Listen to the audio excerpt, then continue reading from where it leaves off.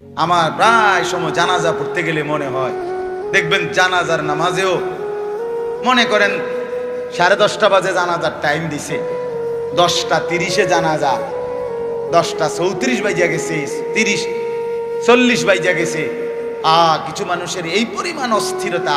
এই মিয়া, time table ঠিক রাখো না, কইলা 10:30টায় জানাজা, 10টা মিনিট ওভার হয়ে গেছে, কতক্ষণ খাড় করায় রাখবা? মানে উনি ব্যস্ত, ওনার এই 10 মিনিট সময় নাই। আল্লাহর কসম বন্ধু, এই মানুষটাও এরকম ব্যস্তই ছিল। যে মানুষটার জানাজা হচ্ছে এখন, যার লাশ এখানে শোয়ানো, এই লোকটাও এমন ব্যস্তই ছিল। তার হাতেও একদিন সময় ছিল না। আজ গোটা পৃথিবী সব আগার জায়গায়, এই বেচারা শুধু নিস্তব্ধ। চোখের সামনের জলজ্জান্ত মানুষটা স্তব্ধ, আর হাত নড়ে না, পাও নড়ে না, আর চোখ নড়ে না, জিহ্বা নড়ে না। এজন্য দুনিয়ার এই ব্যস্ততার ভিতর দিয়ে আমরা যদি মনে করি যে আমি শুধুই দুনিয়া, ভালো মন্দ, লাভ লোকসান, চাওয়া পাওয়া, প্রাপ্তি অপ্রাপ্তি, মনের চাহিদা পূরণ, সবকিছু শুধু দুনিয়া ভাইয়া, বাবা, তো আখিরাত কার জন্য? কবর কার জন্য? তাইলে নবীজি সাল্লাল্লাহু আলাইহি সাল্লাম কাকে তাইলে আখিরাত বুঝাইতে চাইছেন? আল্লাহর কোরআন এমন কোন সূরা নাই, কোরআন শরীফের 114টি সূরা, 114টি সূরার এমন কোন সূরা নাই, এমন কোন রুকু নাই কোরআনে যেখানে আখিরাতের কথা, পরকালের কথা আলোচনা নাই। এই পরিমাণ আল্লাহ তাআলা আখিরাত, আখিরাত, পরকাল, পুনরুত্থান, হাসরের মাঠ, এগুলো আল্লাহ তাআলা এতবার বলছেন, অস্বীকার করার, পাশ কাটার কোন সুযোগ নেই, কোন সুযোগ নেই। কোরআন শরীফে আছে সূরা মুলকের মধ্যে, জাহান্নামী যখন চিৎকার করবে, জাহান্নামের ফেরেশতারা তখন বলবে, আলাম ইয়াতিকুম নাদির, এই নাফরমান, তোমারে কি কেউ কোনোদিন জাহান্নামের ভয় দেখায় নাই? ক্বালু বালা, সে বলবে হ্যাঁ, কদ জাআনা নাদির, আমার কাছে বহু ভয় প্রদর্শনকারী বান্দা এসেছিল। কত ইমাম, কত খতিব, কত আলেম, কত ওয়াইজ, কত বক্তা, কত পীর, কত মাশায়েখ, কত আউলিয়া, কত বুজুর্গ চোখের পানি ফেলে ফেলে বারবার বারবার আমার এই জাহান্নামের কথা বলছিল, কিন্তু ফাকাদ্দাবনা, আমি মিথ্যা মনে করেছি। অকুলনা মা নাযালাল্লাহু মিন শাই, আমি আরো বলছি এগুলো আল্লাহ বলে নাই, তোমরা মোল্লারা, মুন্সিরা তোমরা বানায়া বানায়া বলো। হ্যাঁ, অনেক বেত্তমিজ লোক আছে, ও এত না, হুজুররা যত কয় এত না, না ওরা জানে, ওরা আগেও একবার ফিডা খাইয়া আইছে, ওরা একবার ঘুরে আইছে হাসুরের মাঠ, ওটা জানে যত কয় এত না। ও কইতে লাগলে সবাই কয়, বাড়াইয়ে কয়, মাইক ফাইলে কে না কয়। এই সমস্ত বিদ্রুপ আলেমদের কথাকে আপনি অবজ্ঞা করলেন। আসলে তো আলেমদের কথা না, কথা যদি হুজুরের কথা হইতো তাইলে না হয় আপনি ফেলে দিতেন, কিন্তু জবানে না হুজুরের কথা, তো সরাসরি আল্লাহ কথা, তো রাসূলুল্লাহর, আল্লাহর, তো সে কথা প্রত্যাখ্যান করলেন কেন? আপনি আমার কথা, আমার ব্যক্তিগত যদি কথা হয় সেটা ফেলে দেন, কথা বোঝেন নাকি? কিন্তু উলামায়ে কেরাম আপনাদেরকে নসিহতের মাধ্যমে নিজের ব্যক্তিগত হুজুরদের কথা বলে না, কথা বলেন না কেন? কার কথা বলে? আল্লাহর কথা বলে, রাসূলুল্লাহ সাল্লাল্লাহু আলাইহি সাল্লামের কথা বলে, তো সেটা বাদ দিলেন কেন? সেটা বাদ দিলেন। আমার ব্যক্তিগত কথা তো আপনাদের ধরতে বলি নাই, আমার ব্যক্তিগত কথা বলি, আপনারা দেখি গ্রহণ করেন কিনা বলেন। মনে করেন আমি কুমিল্লা ক্যান্টনমেন্ট থাকি, ময়নামতি সাহেবের বাজার, আমার মাদ্রাসা বাসা ওইখানে। তো আমি কুমিল্লা ক্যান্টনমেন্টে একটা বড় টাওয়ার আছে, গুমতি টাওয়ার। এই গুমতি টাওয়ারের নিচে আন্ডারগ্রাউন্ডে মুদি দোকান এবং তরি তরকারির দোকান। আমি প্রত্যেক দিন ওইখানে তরি তরকারি এবং মুদি যত মাল, এই যে পেঁয়াজ, রসুন, আদা, তেল এগুলো এবং মাছ তরকারি, এগুলো ওই গুমতি টাওয়ার থেকেই সবসময় কিনি। আপনারাও সবাই নিয়ত করেন, ইনশাআল্লাহ এখন থেকে সবাই কুমিল্লা ক্যান্টনমেন্ট গুমতি টাওয়ার থেকেই তরকারি এবং চাল ডাল তেল কিনবেন, বলেন ইনশাআল্লাহ। কথা বলেন না তো, তা আপনি কি বলবেন? কি হুজুর আপনি পাগল হলেন? আমি কিনতাম, আমার আমনের ক্যান্টারম্যান আমি কিনতাম যাবো, আমাকে দেশে কি মাস্টার গাড়ির অভাব পড়ছে নি? ঠিক কিনা বলেন না কেন? তাহলে এইটা না আমার ব্যক্তিগত কথা, কথাটা আমার বুঝছেন নি? এইটারে তো আপনারে মানতে কই নাই আমি তো বলি না আপনারে যে আপনি আমার লগে গিয়ে বাজার করেন। তাহলে আপনি যে বললেন হুজুর এরম কয়, হুজুরার সব কথা ধরলে চলন যাইতো না বর্তমান জমানায়। আপনারে তো আমার একটা কথাও ধরতে বলি নাই, আপনাকে বলছি আল্লাহর কথা না ধর। আপনাকে তো বলেছি ভাইয়া রাসূলুল্লাহ সাল্লাল্লাহু আলাইহি ওয়াসাল্লামের কথা ধরতেন। আল্লাহর কথা ফিরায় দেয় কেমনে?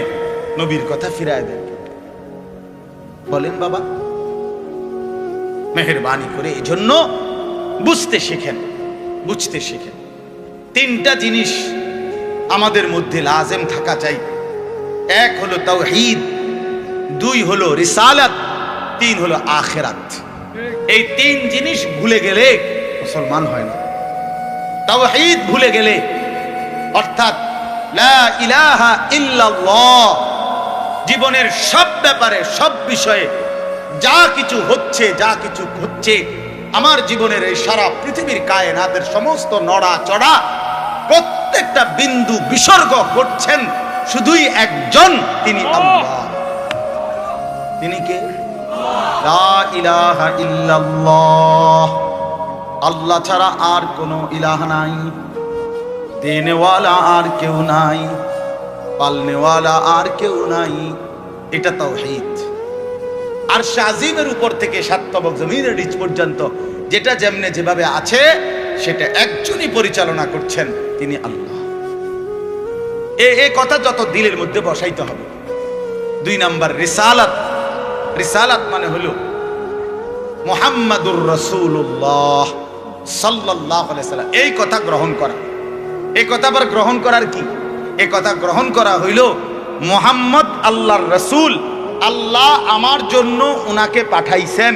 অতএব আমার জীবনের হাসি কান্না আনন্দ বেদনা, রাত দিন, ঘর সংসার বাজার ব্যবসা, আয় রোজগার, স্ত্রী পুত্র পরিজন, কদম কদম বিন্দু বিন্দু নিঃশ্বাস নিঃশ্বাস আমি অনুসরণ করব একজনকে, তিনি মুহাম্মাদুর রাসূলুল্লাহ সাল্লাল্লাহু আলাইহি ওয়াসাল্লাম। এটারে বলে রিসালাত।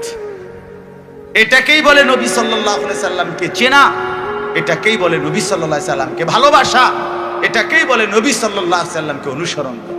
আমার ভাইয়া, আল্লাহর দোহাই, আপনি আপনার জায়গাতেই থাকেন, আপনি আপনার তরিকাতেই থাকেন, আপনি আপনার পীরের কাছেই থাকেন, যে যেখানে আছেন থাকেন, কোনো অসুবিধা নাই। শুধু নিজেরে ধোঁকা দিয়েন না, ধোঁকা খাইয়েনও না, কাউরে ধোঁকা দিয়েনও না। আল্লাহ রাসূল বলছে আল মুমিনু লা ইয়াখদাউ ওয়া লা ইউখদাউ। খেয়াল করে শুনেন এই কথাটা। মুমিন, নবীজি বলছে, কোন ইমানদার কাউকে ধোঁকা দেয় না। খোদার কসম নবী বলছে ইমানদার ধোঁকা খায়ও না। লা ইয়াখদাউ অর্থ সে ধোঁকা দেয় না, ওয়া লা ইউখদাউ অর্থ নিজেও ধোঁকা খায় না। অতএব রাসূলুল্লাহ সাল্লাল্লাহু আলাইহি সাল্লামের সাথে সম্পর্ক, ভালোবাসা, মহব্বতের সবটা 100 অনুসরণের মাধ্যমে, অনুসরণের মাধ্যমে, অনুসরণের মাধ্যমে। চেহারায় যার দাড়ি নাই সে রাসূলকে ভালোবাসে না, ঘরে যার স্ত্রী বেপর্দা সে রাসূলকে ভালোবাসে না, উপার্জনের মধ্যে যার হালাল নাই সে রাসূলকে ভালোবাসে না, জীবনে যার সুন্নত তরিকার অনুসরণ নাই সে আল্লাহর রাসূলকে কশিন কালেও ভালোবাসে না। ভালোবাসে বললে এটা ভালোবাসার নামে ধোঁকা, মিথ্যাবাদিতা ছাড়া আর কিচ্ছু না। হ্যাঁ, হাসরের ময়দানে মার খাইয়েন না, ধরা খাইয়েন না। কথা বুঝছেন না? এখানে গাছ জোর দেখাইয়া হয় তমনে চিৎকার দিয়া, হুঙ্কার দিয়া, এই কইয়া সেই কইয়া, খাইয়া দাইয়া বিরানিয়ে খিচুড়িয়ে মিল্লা পার হইয়া গেলেন আর কি। কিন্তু কবর আখেরাত এত সুঝান। আখেরাত হাসরের মাঠ মামুর বাড়ি না, হাসরের মাঠ নানার বাড়ি না, আমনের চাচার শ্বশুর বাড়ি না। হাসরের মাঠ সেই মাঠ ১৬ লক্ষ আম্বিয়া, আদম থেকে মুহাম্মদ সাল্লাল্লাহু আলাইহি সাল্লাম পর্যন্ত সমস্ত নবী রাসূল যে মাঠের ভয়ে আল্লাহর কাছে দিবানিশি কাঁদছেন, সেই মাঠের নাম হাসরের মাঠ। সব নবী সব নবী আল্লাহর কাছে হাসরের মাঠের ব্যাপারে দোয়া করছে। আমাদের নবী সাল্লাল্লাহু আলাইহি ওয়াসাল্লাম পর্যন্ত যার কোনো গুনাহ নাই, যিনি নিষ্পাপ, সেই নবীজি পর্যন্ত 5 ওয়াক্ত নামাজের পরে সব আলেমদেরকে জিজ্ঞাসা করেন, নবীজি নিয়মিত 5 ওয়াক্ত নামাজের পরে দোয়া করতেন, আল্লাহুম্মা হাসিবনি হিসাবান ইয়াসীরা। আল্লাহ, হাসরের মাঠে আমার ভয় লাগে, আপনি আমি মুহাম্মদের আপনার বন্ধুর হাসরের মাঠের হিসাব সহজ করে দিয়ে। নিজের ব্যাপারে বলছি। এই জন্য বাপ রাগ হইয়েন না। 1 নম্বর তাওহীদ, কলিজার ভিতরে ঈমান মজবুত করতে হবে। 2 নম্বরে রিসালাত, জিন্দেগীর মধ্যে রাসূলুল্লাহ সাল্লাল্লাহু আলাইহি সাল্লামের অনুসরণ নিশ্চিত করতে হবে। নিশ্চিত করতে হবে। কেন মিসওয়াক করেন না? আপনি জানেন নবীজি মিসওয়াক করতেন, এই জন্য করেন। কেন দস্তরখান বিছায়া খানা খান না? আপনি জানেন, শুনছেন যে নবীজি সাল্লাল্লাহু আলাইহি সাল্লাম দস্তরখান বিছায়া সমান জায়গায় খানা খাইতেন, এই জন্য আপনি ইচ্ছা করে এটা বিছান না। কারণ আপনার কলিজার ভিতরে সিদ্ধান্ত, আমি মুহাম্মদুর রাসূলুল্লাহ সাল্লাল্লাহু আলাইহি সাল্লামের বিরোধিতা করি। কেন আপনি দাড়ি কাটেন? কারণ আপনি শুনছেন নবীজি দাড়ি লম্বা করতে বলছে, এই জন্য আপনি এটা বুঝাইলেন। রাসূলুল্লাহ সাল্লাল্লাহু আলাইহি সাল্লাম আপনি কইছেন, আচ্ছা আমনে দেখাবো, আমনে দেখাবো। আপনি জানেন, হ্যাঁ হ্যাঁ, আপনার বাম পাও দিয়ে ঢুকতে বাথরুমে টয়লেটে মনে থাকে না। কেন মনে থাকে না? আপনি জানেন না এটা নবীজি বলছে। কথা বলেন না, নাকি ওই কওমি মাদ্রাসার হুজুররা কইছে? কথা বলেন না। মিসওয়াক এটা রাসূলুল্লাহ সাল্লাল্লাহু আলাইহি সাল্লামের সুন্নাত না কওমি আলেমদের সুন্নাত? কথা বলেন না আপনারা। তো এটা করেন না কেন? কারে ওয়াহাবি বলেন? কারে গালি দেন? কেন গালি দেন? কি বুঝে গালি দিলেন? কেন বললেন? বলেন, কি অপরাধের কারণে আমি রাসূলের দুশমন হব? কেন? আমি মিসওয়াক করি এই অপরাধের কারণে না? কথা বলেন না কেন? আমি দাড়ি রাখছি দেখে এই অপরাধের কারণে? কোন আমার স্ত্রী পর্দানশীল, আমার মেয়ে পর্দা করে, আমার ঘরে টেলিভিশন নাই, আমার রোজগারের মধ্যে আমি হারাম করার চেষ্টা করি না, তো সব ক্ষেত্রে রাসূলুল্লাহ সাল্লাল্লাহু আলাইহি সাল্লামের সুন্নাতের উপরে চলার চেষ্টা করলাম, তা আমি রাসূলের দুশমন কেন হলাম? আমি বুঝাইলাম, আমি বলতে মানে আপনি যে কোনো একজন আলেমে দ্বীনকে আপনি কেন নবীর দুশমন বলবেন? এত বড় জুলুম কেন করেন? এত বড় কেন জুলুম করেন বাবা? চা দোকানে বসে একজন আলেমের বদনাম করলেন, আপনি আন্দাজ করলেন একজন আলেমের ইলমের কদর কত?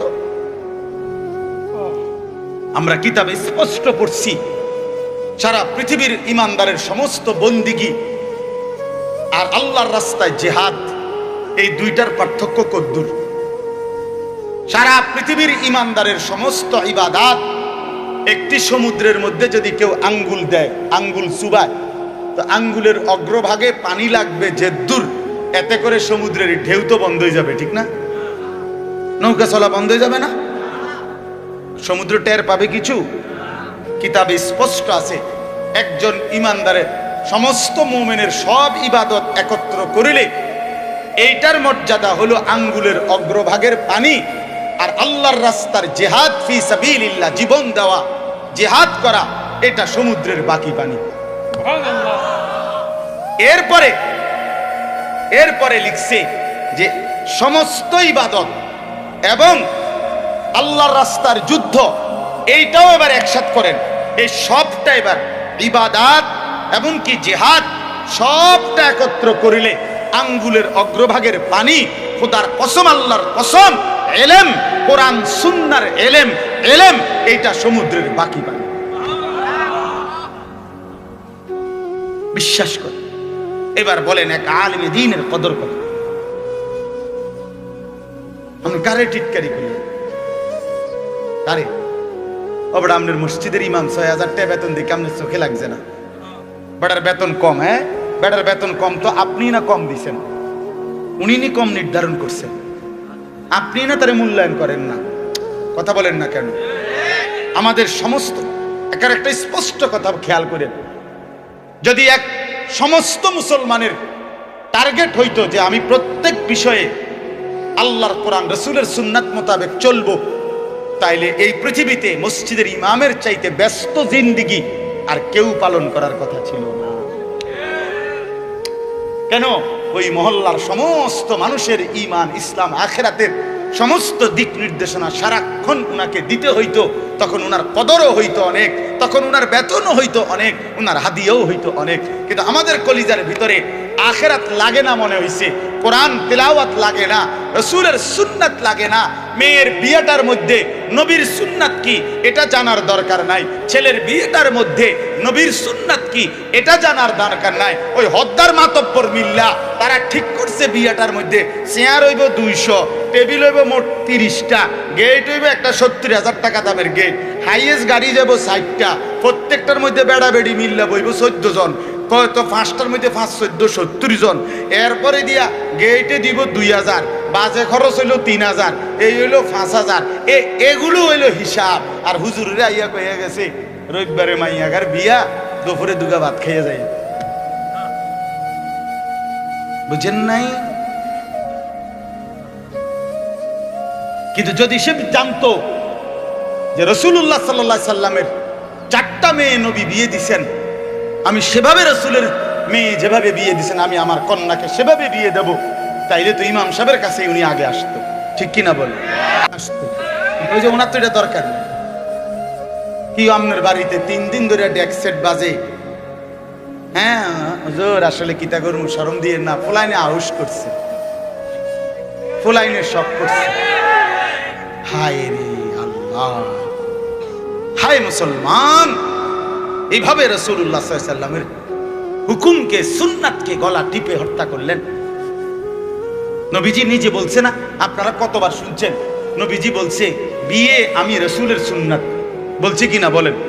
আবার বলেন বলছে কিনা? তাহলে যার সুন্নাত তার মতো হইতে হবে না? তো রাসূলুল্লাহ সাল্লাল্লাহু আলাইহি সাল্লামের সুন্নাত বিয়ে, তো বিয়ে নবীজি সাল্লাল্লাহু আলাইহি সাল্লাম বিয়ের মধ্যে গায়ে হলুদ, ডেক সেট, এই লম্বা গেট আর গাড়ির মধ্যে ফুল, এই সব। আমি অনেক সময় অনেকের জিজ্ঞাসা করছি যে ভাই বিয়ে কার, বিয়ে কার? কইছে ওনার। আমি কই ফুল দিয়ে লাগাইছেন গাড়ি, বিয়ে তো প্রাইভেট কারে করানো হয়েছে। বেকুব যদি পুরা তার সিরা হয়, এই মাতাল হওয়ার কারণে একমাত্র তার সিরা দেখা প্রাইভেট কারের মধ্যে কি লাগাইছে। কিরে বেটা বিয়ে হইলো এইতের, ফুল লাগাইলো কোথায়? প্রাইভেট কারে। পাগল কারে কয়? এই পাগলের বাতরান দেখে। বলেন আপনারা, চাচা আপনারা বলেন, এটা বিবেক নিয়ে কথা। কি বিয়ে করে এতে ফুল লাগায় প্রাইভেট কারের? বলদ দিয়ে আমনে, এর থেকে বড় বলদ আর কি? আস্তাগফিরুল্লাহ, কি পরিমাণ বোকা আমরা! 10,000 টাকা কোথায় লাগাইলেন? 10,000 টাকা এই ফুলগুলো লাগাইতে গিয়ে 5,000 টাকা, 7,000 টাকা, 10,000 টাকা কোথায় দিলেন? 10,000 টাকা পেলে একজন এতিম সন্তান 1 বছর পড়ালেখা করতে পারত। 10,000 টাকা পেলে একজন বিধবা নারী হয়তো তার 2 মাসের চাল ডাল কিনতে পারত। আর আপনি বিয়ের গাড়িটা সাজায় নিয়ে গেলেন, মেয়ের বাড়িতে দাঁড়াইতে দেরি, ফাওড়া দিতে দেরি, গাড়িটা থামতে দেরি, ছেলেগুলোরে নামাইলে জামাইরে নামাই নিতে নিতে পরবর্তী সর্বোচ্চ 5টা মিনিটের ভিতরে আইসা দেখবেন একটা ফুলও গাড়িতে নাই। এত বড় বেউকুফ যেটা আমার 5টা মিনিট টিকলো না, আমি কার জন্য সাজাই? কার জন্য সাজাই? এজন্য বাবা 1 নাম্বার বললাম আল্লাহর প্রতি তাওহীদ, আর 2 নাম্বার হলো পুরা জিন্দেগি রাসূলুল্লাহ সাল্লাল্লাহু আলাইহি সাল্লামকে অনুসরণ করা। 3 নাম্বার হলো আখিরাত। সবকিছুর ক্ষেত্রে ফিকির করবেন। আপনি আমি সবাই মৃত্যুর মাধ্যমে আখিরাতের দিকে যেতে হবে। কিসের দিকে? হ্যাঁ, মৃত্যু মানে শেষ না, মৃত্যু মানে সমাপ্তি না, মৃত্যু মানে শেষ না বাবা। মৃত্যু মানে আখিরাত, পরকালের জিন্দেগি, পরবর্তী অধ্যায়, নতুন অধ্যায়ের শুরু, নতুন অধ্যায়ের শুরু। এই জন্য আখিরাতকে ভুললে জীবনের কোনো অর্থ থাকে না। আখিরাতকে ভুললে মানুষ আর মানুষ থাকে না। বিশ্বাস করেন, পরকালের অনুভূতি যার নাই, কবরের অনুভূতি যার নাই, হাসরের ময়দানের বিবেক যার নাই, আল্লাহর কসম ওই ব্যক্তির জীবনের কোনো নিয়ন্ত্রণ নাই। সে যা ইচ্ছা তাই করে, জন্তু জানোয়ার যা করে। সমস্ত মানুষ যারা অপরাধ থেকে বেঁচে থাকে এবং পুণ্য কর্ম উত্তম কাজে লেগে থাকে, তার একটা মূল ফিকির তার কলিজার ভিতরে এটা আছে, আমি গুনাহ থেকে বাঁচতে হবে, আমি নেক কাজ করতে হবে। কেন? আমাকে আখিরাতে যেতে হবে। কথা বলেন না কেন? যে গুনাহ থেকে বাঁচে, কেন বাঁচে? আখিরাত আছে। যে নেক কাজ করে, কেন করে? আখিরাত আছে, আখিরাত আছে। এই জন্য এই তিন জিনিস শেখা দরকার, কলিজার মধ্যে আনা দরকার। তাওহীদ, রিসালাত, আখিরাত। বলেন কি? তাওহীদ মানে লা ইলাহা ইল্লাল্লাহ। বলেন। রিসালাত মানে মুহাম্মাদুর রাসূলুল্লাহ। আর আখিরাত মানে পরকাল। এখন আসেন শেষ অংশে। আখিরাতের এই পুরা আখিরাতের পরকালের জিন্দেগিটার উদ্বোধন, শুরু মৃত্যু। মৃত্যুর মাধ্যমেই শুরু হয়। এই আমি শুধু যে আয়াতটুকু পড়ছি আপনাদেরকে শুধু তর্জমা শুনাই। আল্লাহ তাআলা বলেন, দুনিয়ার জীবনে এই অল্প একটু আর দুনিয়ার জীবনে যেই মানুষটা আল্লাহর নাফরমানি, অবাধ্যতা, রাসূলের বিরোধিতা, কোরআন সুন্নাহর বিরোধিতা, আল্লাহর হুকুমের বিরোধিতা করে কাফের, মুশরিক, বেঈমান, নাফরমান, পাপী হয়ে জিন্দেগিটা কাটাইছে, আল্লাহ তাআলা বলেন তার আখিরাত যে কঠিন হবে এটার প্রথম প্রমাণ হলো তার মৃত্যুর মুখে গিয়া আজরাইল, মালাকুল মউত যখন আসবে, আল্লাহর কসম আল্লাহ বলেন তার মৃত্যুর যন্ত্রণাটা হবে অত্যন্ত ভয়ানক। এটা দিয়েই শুরু হবে। সে মালাকুল মউত আজরাইলকে দেখেই আর তার রুহু কবচ দেখেই সে বুঝে ফেলবে তার পরবর্তী স্টেজ বড় বিপজ্জনক, তার সামনের জিন্দেগি বড় বিপজ্জনক। আল্লাহ তাআলা বলেন সমস্ত নাফরমান ব্যক্তির জান কবজের মুহূর্তটা খুব বেশি যন্ত্রণাদায়ক, খুব বেশি যন্ত্রণাদায়ক, খুব বেশি। এই যন্ত্রণার সিস্টেম হইল, নবীজি বলছেন প্রত্যেক নাফরমান পাপী, হাদিসের মধ্যে আছে নেককার ব্যক্তি ফেরেশতা আজরাইল অত্যন্ত সুন্দর আকৃতিতে নেককার ব্যক্তির কাছে আইসা তার রুহু কবজের সময় বলবে, হে পবিত্র আত্মা, আল্লাহর সন্তুষ্টি নিয়ে তুমি বের হয়ে আসো। আল্লাহ রাসূল সাল্লাল্লাহু আলাইহি সাল্লাম বলেন কোন পাত্র থেকে পানি যেভাবে ঢেলে দেয় এটা যেরকম আরামসে পড়ে যায়, বের হয়, আল্লাহর কসম নবীজি বলেন নেককার ব্যক্তির রূহটা মালাকুল মউত আজরাইলের হাতে এরকম আরামসে চলে আসবে। আর আল্লাহর নবী সাল্লাল্লাহু আলাইহি সাল্লাম বলেন কোন নাফরমান পাপী এক নম্বরে তার মৃত্যুর সময় প্রথম হইল ফেরেশতা মালাকুল মউত আজরাইল অত্যন্ত নিকৃষ্ট, বিভৎস, কুৎসিত চেহারা নিয়ে তার সামনে দাঁড়ানো। আমার কাছে আরবি কিতাব আছে, ইমাম কুরতুবির কিতাব আত-তাযকিরা, এই কিতাবের মধ্যে আছে ইব্রাহিম আলাইহিস সালাম একবার আজরাইলকে বলছিল, আজরাইল কোন নাফরমান পাপী ব্যক্তির যে সময় জান কবজ করো তখন তুমি যেই চেহারা নিয়ে তার সামনে দাঁড়াও ওইটা আমার একটু দেখাও। কিতাবে আছে আজরাইল বলছে ইব্রাহিম আলাইহিস সালামকে যে আল্লাহর কসম আপনি সহ্য করতে পারতেন না। ইব্রাহিম আলাইহিস সালাম বলেন না, তুমি আমারে দেখাও, আমি দেখুমই। তো আজরাইল ওই আকৃতিটা ধারণ করছে। কোন পাপীর রুহু কবজের সময় উনি যেই চেহারা ধরে অত্যন্ত নিকৃষ্ট, কুৎসিত চেহারা। তো কিতাবে স্পষ্ট আছে, ইমাম কুরতুবী বলেন ইব্রাহিম আলাইহিস সালাম চিৎকার দিয়া বেহুশ হয়ে গেছে। লম্বা সময় পরে হুঁশ আসার পরে উনি চোখের পানি ফেলে আল্লাহকে বলছে, আল্লাহ তোমার কোন নাফরমান বান্দা পরবর্তীতে কবরের আযাব, হাসরের আযাব, জাহান্নামের আযাব আর কিছুই লাগবে না, শুধু কেবল আজরাইলের এই বিভৎস চেহারার যদি একবার দেখে তার 60 বছরের নাফরমানির শাস্তির জন্য এটাই যথেষ্ট। এটাই যথেষ্ট। আল্লাহ নবী সাল্লাল্লাহু আলাইহি সাল্লাম বলেছেন, কোরআনে আল্লাহ বলছেন, এই মালাকুল মউত আজরাইল যখন কোন পাপী নাফরমানের জান কবজ করতে আসবে, তো প্রথম এই কলিজাটার ভেতর থেকে যে রূহ আছে, এই কলজার ভিতরে, কলবের ভিতরে যে রূহ, এই রূহটা ধরে টান মারবে যখন, একটা টানে কলিজাটা ছিঁড়া, রূহটা ছিঁড়া এই কণ্ঠনালী পর্যন্ত চলে আসবে। কাল্লা ইযা বালাগাতিত তারাকিয়া, কাল্লা ইযা বালাগাতিত তারাকিয়া।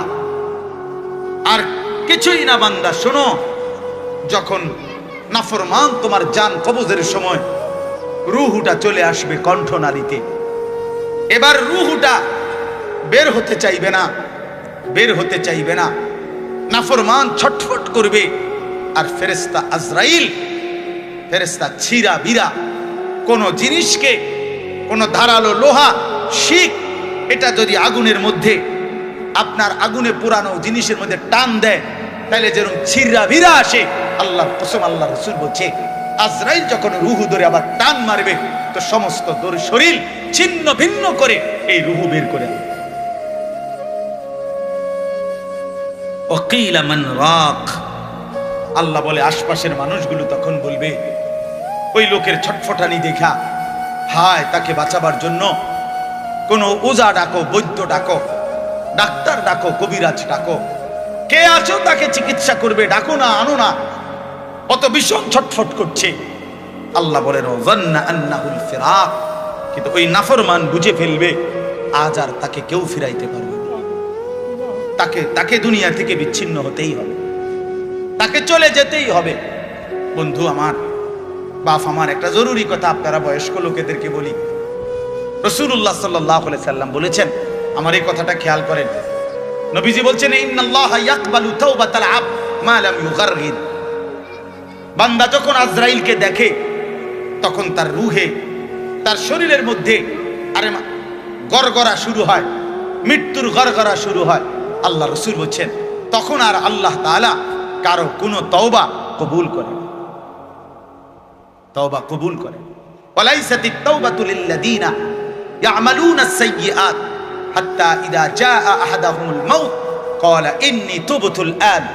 আল্লাহ বলেন, যে মৃত্যু পর্যন্ত নাফরমানি করে গেছে, যখন মৃত্যুর মুখে আজরাইল আসছে, এখন বলতেছে, আল্লাহ আমি তওবা করলাম। আল্লাহ বলেন, ওয়ালাইসাতিত তাওবা, এমন তওবা আমি আল্লাহ গ্রহণ করব না। আমরা অনেক সময় 90 বছরের বুড়া, 70 বছরের বুড়া মিয়া একদম লম্বা হইয়া, সোজা হইয়া গেছে, এবার একদম টাইনতে আছে লম্বা কইরা, এই সময়ে গিয়া 200 টাকা হাদিয়া দিয়া হুজুর আনছে, হুজুর তওবাটা ফরাইয়া দেন, আব্বারে বেহেশতটা বুঝ করে দেন, ধরেন এই 200 টাকা রাখেন। কি তওবা করাবে হুজুর? হুজুর এখন ওনার কোনো এহসাস, অনুভূতি আছে? কথা বলেন না কেন? উনি জানে কিছু কি বলতেছে, কি তওবা করাইলে? কিসের তওবা? কিসের তওবা এটা? কিসের তওবা? গুনাহ করলেন আপনি, আপনার ফরামু বুঝি আমি, হ্যাঁ, আপনার গুনাহ আপনি না জানেন। এই জন্য আল্লাহ কোরআনে বলছেন, ওয়াল্লাযীনা ইযা ফাআলু ফাহিশাতান আও যালামু আনফুসাহুম যাকারুল্লাহ। আল্লাহ বলে, বান্দা শোনো, জীবনভর যদি গুনাহ করো, নাফরমানি করো, জুলুম করো, নাফরমানি করো, কিন্তু আমার যেই বান্দা গুনাহ করবে অথবা নাফরমানি, অশ্লীলতা, বেহায়াপনা করে, আল্লাহ বলেন যদি সাথে সাথে আমি আল্লাহকে মনে করে, অতঃপর ফাস্তাগফারু লিযুনুবিহিম, আমি আল্লাহর কাছে নিজের গুনাহের জন্য মাফ চাই, ওমান ইয়াগফিরুয যুনুবা ইল্লাল্লাহ, বুঝে শুনে দিল থেকে বলে, আল্লাহ আপনি মাফ না করলে মাফ করবে কে? ওয়ালাম ইউসিররু আলা মা ফাআলু ওয়া হুম ইয়ালামুন, আর আল্লাহকে বলে, আল্লাহ এই গুনাহ আমি ছেড়ে দিলাম, ওয়া হুম ইয়ালামুন, জেনে বুঝে এমন নাফরমানি আর করব না, মাফ করে দেন। খোদার কসম আল্লাহ বলেন, বুঝে শুনে আমার বান্দা যদি গুনাহ ছেড়ে দিয়ে আর করবে না ওয়াদা দিয়ে আমি আল্লাহর কাছে চোখের পানি ফেলে মাফ চাই। এবার গুনাহ যদি আসমান পরিমাণও হয় আমি আল্লাহ ওয়াদা করলাম বিনিময়ে পুরা মাগফিরাত দিয়ে দেব। উলাইকা জাযাউহুম মাগফিরাতুম মির রাব্বিহিম, পুরা মাফ। শর্ত হইল বান্দা আর করবা না, ওয়াদা দিতে হবে, গুনাহগুলো ছেড়ে দিতে হবে। আমনের কলজার ভিতরে হইল আমনে কোনো সুদের টিয়া ছাড়তেন না, আমনে কোনো বিড়িখানা ছাড়তেন না, আমনে কোনো সাদওয়ানের টেলিভিশন সাউন্ড বন্ধ করতেন না, আমনে হুজুরের লগে যে ডোলে আস্তাগফিরুল্লাহ রাব্বি আমনে কীর্তন লরেন, আমনের পকেটে দে বিড়ি, আমনের লাগে যে সাদওয়ানের টেলিভিশন লইয়া বইয়া রয়েছে দোকানদার, আমনে লরেন কীর্তেন কি এর তওবা করেন কার কাছে? আল্লাহ বুঝে না, কথা বলে না, হ্যাঁ আল্লাহ জানে না, এটারই নি কয় তওবা। টেলিভিশনের দিকে চাইয়া চাইয়া কর তওবা তওবা তওবা তওবা। আহারে কিতারে বাবা রে, দেশটার মধ্যে কি শুরু হইল? আপনি যেটি চাইতে আছেন এটি শুরু হয়েছে। আস্তাগফিরুল্লাহ, আস্তাগফির। এজন্য বাবা জওয়ান হন, বৃদ্ধ হন, গুনাহ ছাড়তে হবে এখন। কখন বলেন? ওই বাবা বলেন না কখন? এখন এখন এখন, আজ। গুনাহ করলেন যখন ছাড়বেন তখন। দিল দিমাগ আকল হুঁশ আছে যখন, এটা মনে রেখে। আল্লাহ তাআলা বলেন ওয়াযান্না আন্নাহুল ফিরাক, আশপাশের লোকজন তো ডাক্তার কবিরাজ লইয়া ডাকাডাকি করছে, কিন্তু সে বুঝে ফেলছে তাকে দুনিয়া থেকে আলাদা হবে, আর থাকতে পারবে না। ওয়ালতাফাতিস সাকু বিসাক, আল্লাহ তাআলা বলেন ভয়ে আর আতঙ্কে নাফরমান পাপী জান কবজের সময় তার দুইটা পাও মিলাইবার মতো ক্ষমতাও আর তার থাকবে না। পায়ের দুইটা গোসা গোড়ালি এইটা পর্যন্ত কুদুর লাগানো অথবা সরানো এই ক্ষমতাটাও থাকবে না। এতটা ভয়ে আতঙ্কে পাও নিয়ে পড়ে থাকবে যে পায়ের গোসা গোড়ালিটা পর্যন্ত নাড়াইতে পারবে। ইলা রাব্বিকা ইয়াউমাইদিনিল মাসাক, আর এই অবস্থাতেই তাকে আল্লাহ তাআলার কাছে পৌঁছতে হবে। কার কাছে বলেন না? এবার দেখেন এই কথাটা ছেলেরা তোমরা শোনো, শুনো, চাচারাও শোনেন, নওজোয়ান তোমরাও শোনো। চারটা আয়াতে কোরআনুল কারীমে আল্লাহ বলছেন, মোট 4 জায়গায়, যে আল্লাহ বলছেন মৃত্যুর যন্ত্রণা নাফরমানের অত্যন্ত কঠিন। এই জান কবজের সময় একেবারে সব সিরালাবে। তো এইটা আল্লাহ বলছেন মৃত্যুর যন্ত্রণা সবচেয়ে বেশি কঠিন, যে মৃত্যুর রুহু কবজের এটা কার হবে, কার জান কবজের সময় যন্ত্রণা হবে কঠিন।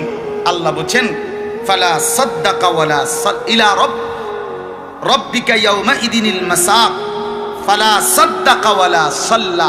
কেন মৃত্যু যন্ত্রণা হচ্ছে, কেন তার রুহুটা ছিঁড়াবিরা নিতেছে? আল্লাহ বলেন কারণ হলো আমার এই নাফরমান বান্দা 1 নম্বরে আমি আল্লাহর কথায় বিশ্বাস করে নাই, 2 নম্বরে ওয়ালা সাল্লা 5 ওয়াক্ত নামাজ আদায় করে।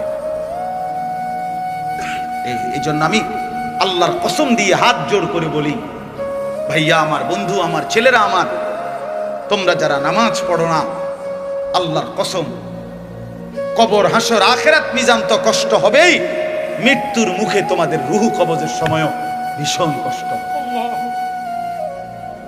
কষ্ট পাইবা, খুব বেশি দিন না। ফালা সাদ্দাকা ওয়ালা সাল্লা ওয়ালাকিন কাযাবা ওয়া তাওয়াল্লা। আল্লাহ বলেন বরং সে আমার কথা মিথ্যা মনে করেছে, আর আমি আল্লাহর হুকুম থেকে মুখ ফিরাই দিয়েছি। আমি ডাকি এদিকে, সে যায় ওদিকে। আজান হয় মসজিদে, নাফরমান যায় বাজারে। মসজিদে জামাত চলে, নাফরমান চা দোকানে বসে বসে গপ মারে। হ্যাঁ, ওয়ালাকিন কাযাবা ওয়া তাওয়াল্লা।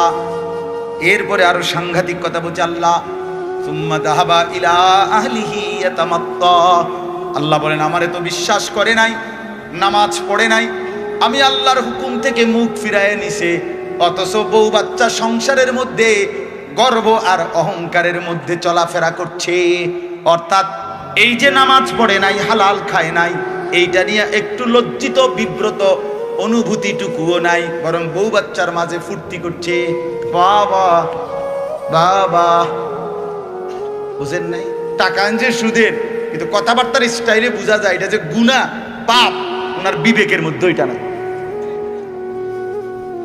রোজগারটা যে হারাম, টাকা যাতে ওজনে কম দেওয়া টাকা, টাকাটা যে কিস্তির টাকা, টাকাটা যে সুদের টাকা, টাকাটা যে অবৈধ রোজগার, এটা যে অন্যায়, এইটাও তার বিবেকে নাই। বউ বাচ্চা নিয়ে এভাবে ফুর্তি আনন্দে আছে, মনে হয় যেন পাপগুলোকে তার আর পাপই মনে হয় না, অপরাধগুলোকে আর অপরাধী মনে হয় না। এইবার আল্লাহ শেষ বললাম, আল্লাহ বলে এমন নাফরমান বন্দার জন্য আউলা লাকা ফাআউলা, হে বান্দা তোমার জন্য দুর্ভোগ, তোমার জন্য দুর্ভোগ, সুম্মা আউলা লাকা ফাআউলা। আবারও বলছি, আল্লাহ বলে তোমার জন্য দুর্ভোগ, তোমার জন্য দুর্ভোগ, 4 বার বলছেন, 4 বার। তোমার জন্য লাঞ্ছনা, তোমার জন্য লাঞ্ছনা, তোমার জন্য লাঞ্ছনা, তোমার জন্য লাঞ্ছনা। কয়বার? তোমার জন্য কষ্ট, কষ্ট, কষ্ট, কষ্ট, তোমার জন্য দুর্ভোগ, দুর্ভোগ, দুর্ভোগ, দুর্ভোগ। এই 4 বার বললেন কেন? তাফসীরের মধ্যে লিখছে, একবার জান কবজের সময় দুর্ভোগ, 2 নম্বরে কবরে দুর্ভোগ, 3 নম্বরে হাসরের ময়দানে দুর্ভোগ, 4 নম্বরে জাহান্নামে দুর্ভোগ। কয়টা হইল? জান কবজের সময় কষ্ট পাইবা, কবরে কষ্ট পাইবা, হাসরের ময়দানে কষ্ট পাইবা, জাহান্নামে কষ্ট পাইবা। কয়খানে? আয়াহসাবুল ইনসানু আন ইউতরাকা সুদান। আল্লাহ বলছে, মানুষ তুমি কি ভেবেছো আমি তোমারে এমনি এমনি ছেড়ে দেব? হ্যাঁ, কি ভাবছো বান্দা? কবরের প্রথম মিনিট, প্রথম সেকেন্ডে যখন প্রশ্নের জবাব দিতে পারবা না, আল্লাহ তখনই বলে ফেলবে, বান্দা, ফেরেশতারা আমার নাফরমান বান্দার জন্য জাহান্নামের বিছানা বিছিয়ে দাও, জাহান্নামের পোশাক পরিয়ে দাও। ফাআফরিশুহু মিনান নার ওয়ালবাসুহু মিনান নার ওয়াফতাহু লাহু বাবান ইলান নার। জাহান্নাম বরাবর দরজা খুলে দাও। আল্লাহর নবী বলেন, ফেরেশতারা যখন নাফরমানকে জাহান্নামের মধ্যে রেখে চলে যাবে, আরে কবরের মধ্যে রেখে চলে যাবে, কবরের ডান পাশের মাটি একটা চাপ দিবে, বাম দিকে চলে যাবে, বাম দিকের মাটি ডান দিকে চলে আসবে। আল্লাহর নবী বলেন, হাত্তা তাখতালিফা আদলাউহু, ডান পাশের হাড্ডি পাঁজর ভাঙ্গা চুরচুর হয়ে বাম দিকে চলে যাবে, বাম পাশের হাড্ডি পাঁজর ভাঙ্গা বন্ধু ডান দিকে চলে আসবে। প্রথম মিনিটেই হাড্ডির শরীর চুরচুর হয়ে যাবে। আল্লাহ ছাড়বে না, আমারেও না, আপনারেও না, বিশ্বাস করুন। দুনিয়া আল্লাহ তাআলা তো শাস্তির জায়গা না। আল্লাহটা বলছে তো, আমি এটা শাস্তির জায়গা না, এটা পরীক্ষার জায়গা। কথা বোঝেন নাই? দুনিয়া কিসের জায়গা? এই জন্য ছাড় দেই না। আমি যদি ডেইলির ফিডে ফিরতাম তো তুমি তো মাথা টিকতা না। আজকে যারা নামাজ পড়ে নাই, এখন যারা এশার নামাজ পড়ে নাই, মনে করেন এখন গিয়ে ঘুমাবে, ফেরেশতা যদি একটা লাথি মারে, আইয়া একটা কিচ্ছা লাথি মারে যে গাদ্দার ওঠ, তো একটা লাথির লোকে তো 7টা মহাদেশ পার হইয়া যাবে। যদি একটা টানা সটকোনা দেয় ঘাটটা বাড়াইয়া, কি হবে তখন? এই জন্য আল্লাহ কোরআনে বলছে, আমি যদি বান্দা নগদ শাস্তি দেই, তাহলে তো ঘাড় সোজা কইরা একজনও চলতে পারবে। মত 23টা বছরে আমি কি পরিমাণ কাঁদছি জানো না? আমি আর কত কানলে তুমি নামাজ পড়ো? আমি তায়েফের রক্তে, পাথরের আঘাতে আমার পিঠটা ছিদ্র করে ফেলছি চালনির মতো। আমি 14 দিন ক্ষুধার কষ্টে পেটে পাথর বাঁধছিলাম 2টা। আমার ঘরের চুলায় 3 মাস কোনোদিন, আম্মা জান আয়েশা নবীর স্ত্রী বলছে যে খোদার কসম 3 মাস কোনোদিন চুলায় আগুন জ্বলে নাই।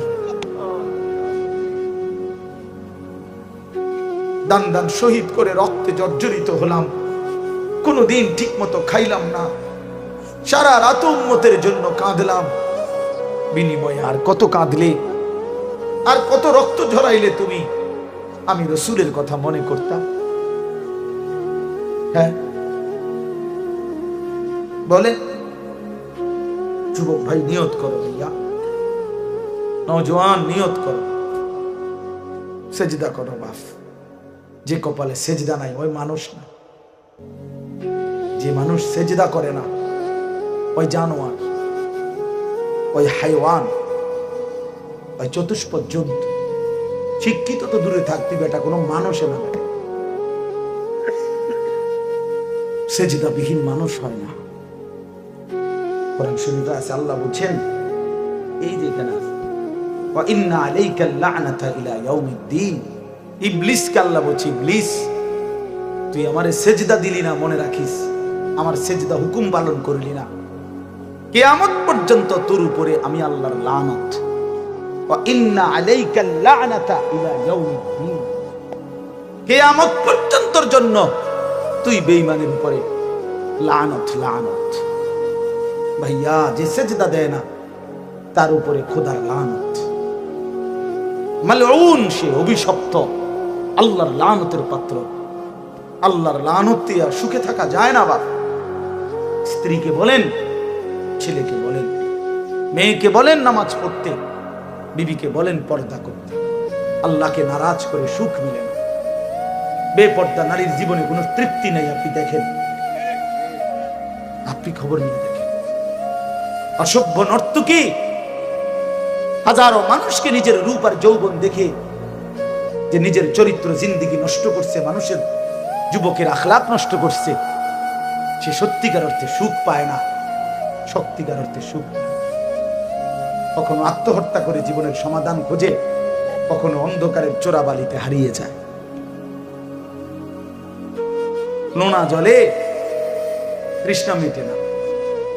যে পানি লবণাক্ত ওই পানিতে তৃষ্ণা মেটে না, এরকম মিঠা পানি লাগে। এই জন্য এটা একটা গুরুত্বপূর্ণ কথা মনে রাখবেন, লোনা জলে কি মেটে না।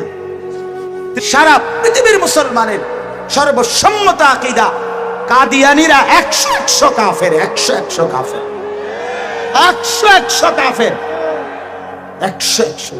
কাদিয়ানী কোন মুসলমানের জাররা পরিমাণ, ইসলামের জাররা পরিমাণ কোন অংশ কাদিয়ানীদের মধ্যে নাই। শেখুল ইসলাম, আমাদের আমির হেফাজত আল্লামা শাহ আহমদ শফি রাহমাতুল্লাহ আলাইহি মৃত্যুর পূর্বের শেষ তামান্না ছিল এদেশের লক্ষ আলেম ওলামা, সর্বস্তরের মুসলিম জনতার এটা আজীবনের দাবি যে কাদিয়ানীদেরকে রাষ্ট্রীয়ভাবে অমুসলিম ঘোষণা করা হোক। আমরাও দাবি করি, আমরা বলেই যাব, আমরা বলেই যাব, কাদিয়ানীরা বেঈমান, কাদিয়ানীরা কাফের, ওদেরকে অমুসলিম ঘোষণা করা হোক। একদিন সফলতা আসবে ইনশাআল্লাহ, একদিন মুমিনের বিজয় হবে ইনশাআল্লাহ। এই কথা বাংলাদেশে একদিন প্রতিষ্ঠিত রাষ্ট্রীয়ভাবে হবে ইনশাআল্লাহ। এই জন্য দোস্ত, আমার বন্ধু, আমার নওজোয়ান সাথী, তুমি এক ওয়াক্ত নামাজ পড়ো না, সারাটা দিন সারাটা রাত মোবাইলে উলঙ্গ ছবি, নর্তকীর নাচ, জিনা আর ব্যভিচারের দৃশ্য দেখো, না মার ইজ্জত রক্ষা করলা, না বাবার সম্মান রক্ষা করলা, না ধর্মের ইজ্জত রক্ষা করলা, না কোরআনের সম্মান রক্ষা করলা। মনে রাখো, তুমি মনে করছো সুস্থ আছো, ভাত খাইতে আসো, ঘুম যাইতে আসো, কোনো অসুবিধা হয় না এত নাফরমানির পরে। না রে বন্ধু, দুনিয়া আল্লাহ তাআলা এমনি খাওয়ায়, ডাকলেই খাওয়ায়, না ডাকলেও খাওয়ায়, সেজদা দিলেও খাওয়ায়, না সেজদা দিলেও খাওয়ায়। দুনিয়া আল্লাহ তাআলা কুত্তারও খাইতে দেয়, দুনিয়া আল্লাহ তাআলা শুকরও খাইতে দেয়। বেটা, দুনিয়া ভোগ করা আহামরি কিছু না, আহামরি কিছু না। যৌন চাহিদা মানুষের যেমন পূরণ হয়, যৌন চাহিদা কুকুর বিড়ালেরও পূরণ হয়, কুত্তারও ছাও হয়, বিড়ালেরও বাচ্চা হয়। কথা বলেন না কেন? এইটা কোনো আহামরি কিছু না দোস্ত। বাত কতটি খাওয়ানোর নাম কোনো সফলতা না, কতক্ষণ হুইতালাই চাইলে এটা কোনো সফলতা না। যৌন চাহিদা পূরণ করলে এটা কোনো সফলতা না। দুনিয়া কোনো সফলতা না, এ তো জন্তু জানোয়ারেরও পূরণ হয়। ऐसे रहे या वैसे रहे, वहां देखना कैसे रहे। এখানে তো এমনি বা হেমনে রয়েই গেলা, কিন্তু দেখার বিষয় তো হলো ওয়াহা কেসা রাহে, সেখানে কেমনে থাকবা, কবরে কেমনে থাকবা, হাসরের ময়দানে কেমনে থাকবা, বেনামাজি সন্তান কেমনে জিন্দেগি কাটাইবা। এই জন্য আমি আপনাদের কাছে বলতে চাচ্ছি, মূল কথা এটাই, আল্লাহ তাআলা আমাদেরকে ঈমানের দৌলত দিয়েছেন, মুসলমানের পরিচয় দিয়েছেন, একটি শ্রেষ্ঠ কিতাব কোরআন দিয়েছেন, শ্রেষ্ঠতম রসুল দিয়েছেন, আল্লাহ তাআলা শ্রেষ্ঠ মালিক, ইসলাম আমার শ্রেষ্ঠ ধর্ম, আমি নষ্ট হব কেন? আমার ভাই বুঝছেননি আমার কথা? আল্লাহ যার রব, নবী মুহাম্মদ সাল্লাল্লাহু আলাইহি সাল্লাম যার রসুল, কোরআন যার কিতাব, ইসলাম যার ধর্ম, সে চরিত্রহীন হবে কেন? কিসের অভাবে আমরা নষ্ট হয়ে গেলাম? কিসের অভাবে বরবাদ হইলাম? চারটি সর্বশ্রেষ্ঠ নিয়ামত, আল্লাহ সর্বশ্রেষ্ঠ, নবী সাল্লাল্লাহু আলাইহি সাল্লাম সর্বশ্রেষ্ঠ, কোরআন সর্বশ্রেষ্ঠ, ইসলাম সর্বশ্রেষ্ঠ। চারটি সর্বশ্রেষ্ঠ নিয়ামত আমার আপনার কাছে থাকার পরেও আমি চরিত্রহীন হলাম কেন? আমি বরবাদ হব কেন? ফেরেশতারা জিজ্ঞাসা তো করবে। বিশ্বাস করেন, এই বেটা, এত বড় চারটি শ্রেষ্ঠ সম্পদ থাকার পরে তুই কেমনে জাহান্নামী হইলি? তুই কেন জাহান্নামী হইলি বান্দা? কেন না ফরমানি করলি? কিসের অভাব? এই জন্য আপনাদের কাছে আমি অনুরোধ করছি, রাত হয়ে গেছে, মেহেরবানি করে আপনারা ভাবতে শিখেন। আখিরাত যদি আমরা ভুলে যাই, আল্লাহকে যদি আমরা ভুলে যাই, আমাদের মৃত্যু পরবর্তী যদি জিন্দেগি ভুলে যাই, তো এই মুসলমান পরিচয় দিয়ে হলোটা কি? এই ইমানের পরিচয় দিয়ে হলোটা কি? আমারে আল্লাহ মোমেনের ঘরে দিয়া লাভটা হলো কি? কোরআনুল কারীমে আছে, ফাবিআইয়ি হাদিসিন বা'দাহু ইউমিনুন। শুনতেছেন? আল্লাহ তাআলা বলেন, বান্দা, আমি আমার সর্বশ্রেষ্ঠ কথা কোরআন 23টা বছরে নাজিল করেছি। এই কোরআন আমার কালাম, 23 বছরে আমি আমার রসুলকে তোমাদের জন্য পাঠিয়েছি। এত বড় শ্রেষ্ঠতম কথা কোরআন, এত বড় শ্রেষ্ঠতম রসুল তোমাদেরকে দেওয়ার পরে আর কি বললে? ওই ভাই শুনেন না, আর কি বললে? ফাবিআইয়ি হাদিস। আল্লাহ বলে, বান্দা, আমি আর কি নাজিল করলে, আর কোন কিতাব পাঠাইলে, আর কোন রসুল পাঠাইলে ইউমিনুন তুমি ইমানদার হইতা, সেজদা করতা, আর কেমনে বললে? আর কোন নবী? বলো ভাই, এখানে যারা নামাজ পড়ো না, তোমরা কও ভাই, একজনই বুঝুক। নবী সাল্লাল্লাহু আলাইহি সাল্লাম জিজ্ঞেস করবে হাসরের ময়দানে, উম্মত, 23টা বছরে আমি কি পরিমাণ কাঁদছি জানো না? আমি আর কত কাঁদলে তুমি নামাজ পড়ো? এবার কোরআনুল কারীমের 6টা আয়াত আমি আপনাদের সামনে পড়ছি, অল্প একটু সময়, আর এই তর্জমাটা শুনাই। আমরা যারা এখানে আসছি, এখানে বসছি, আমাদের কাছে আল্লাহ তাআলার প্রধানতম চাওয়া, আল্লাহ তাআলা আমাদেরকে ঈমান দিয়েছেন, মুসলমান পরিচয় দিয়েছেন। এটা আল্লাহ তাআলার সবচেয়ে বড় ইহসান ও কারাম। কোন মানুষের উপরে আল্লাহর সবচেয়ে বড় দয়াটা কি? সবচেয়ে বড় দয়া হলো যাকে আল্লাহ তাআলা ঈমান দান করেছেন। কালেমা লা ইলাহা ইল্লাল্লাহ, এই দৌলত যাকে আল্লাহ দিয়েছেন, যার কলিজার মধ্যে কালেমা আছে, যার জবানে কালেমা আছে, যার জিন্দেগীর মধ্যে কালেমা আছে, এটাই আল্লাহর পক্ষ থেকে দেওয়া সর্বশ্রেষ্ঠ নিয়ামত। সর্বশ্রেষ্ঠ নিয়ামত আল্লাহ তাআলা আমাদেরকে দিয়েছেন। কালেমার মোকাবেলায় 7 আসমান ও জমিন কিছুই না। নবী সাল্লাল্লাহু আলাইহি ওয়াসাল্লাম বলেন, 7 আসমান ও জমিনকে যদি এক পাল্লায় রাখা হয়, কালেমা লা ইলাহা ইল্লাল্লাহকে যদি ভিন্ন পাল্লায় রাখা হয়, নিশ্চিত কালেমার পাল্লাটাই ভারী হবে। তো আল্লাহ তাআলা সেটা আমাদেরকে দিয়েছেন। আমরা নিজেদেরকে মুসলমান পরিচয় দেই না? আমাদের এখন এখানে আমরা যারা বসছি, যে কাউকে যদি বলি কালেমাটা বলেন, স্বাচ্ছন্দ্যে, স্বতঃস্ফূর্ত ভাবে, বিনা সংকোচে সে বলবে, ঠিক কি না বলেন না? কারণ এই নিয়ে তার কোনো অসন্তুষ্টি নেই, এই নিয়ে তার কোনো লজ্জিত কোনো অনুভূতি নেই। এমন না যে আচ্ছা হুজুর কইছেন, কইতে আছে একটু চিন্তা করে লই কম কিনা, হ্যাঁ 2-1 জিগাই, আমারও তো কিছু লোক আছে, এমন কেউ বলবে? এত বড় গাদ্দার আশা তো করি এখানে নাই, ঠিক কি না? তাইলে এই যে নিয়ামত আল্লাহ আমাদেরকে দিয়েছে, আল্লাহ দয়া করে দিয়েছেন। ভাই, আমি কেন মুসলমানের ঘরে জন্ম নিলাম, আরেকজন কেন নাফরমানের ঘরে জন্ম নিল? এক্ষেত্রে আমারও কোনো যোগ্যতা নাই, তারও কোনো ব্যর্থতা নাই, সবটাই রব্বে কারীমের ফয়সালা, আল্লাহর ফয়সালা। আমি গত আগস্ট মাসে এক চিল্লা সফরে ছিলাম, উত্তরবঙ্গ দিনাজপুর। এই 40 দিনের সফরে আমি একদিন 72 বছর বয়স্ক একজন হিন্দু লোককে কালেমার দাওয়াত দিছিলাম। 3 জন আলেম মিলে আমরা, ওনার 2 ছেলে মুসলমান কিন্তু চাচা হিন্দু। 72 বছর লোকটার বয়স। 2.5 ঘন্টা ওনারে বুঝাইছিলাম। আমরা 3 জন কাঁদছিলাম। আমি কাঁদছি ওই চাচার জন্য। কতভাবে বললাম ওনারে, কত কিছু বললাম, সর্বোচ্চ শক্তি দিয়া বলছি, মহব্বত দিয়া, চোখের পানি দিয়া বলছি, চাচা উনি এটা বলে ঈশ্বর অদ্বিতীয়, ঈশ্বরের কোনো অংশীদার নেই। তাই বলছি চাচা এইটাই কালেমা, এই কথাইটাই আমরা লা ইলাহা ইল্লাল্লাহর অর্থ এইটাই। আপনি এটা শুধু এই লা ইলাহা ইল্লাল্লাহ মুহাম্মাদুর রাসূলুল্লাহ কালেমাটা বলেন, আপনি আজীবনের জন্য অনন্তকালের জাহান্নাম থেকে বাইচা যাবেন। কিন্তু সেই ভদ্রলোক বলতেছে না, আমি এটা বলবো না, কোনোভাবেই বলে নাকি। তো আমি আমার 26 জন সাথী ছিলাম, আমরা 16 জন আলেম এক জামাতে আমরা ছিলাম।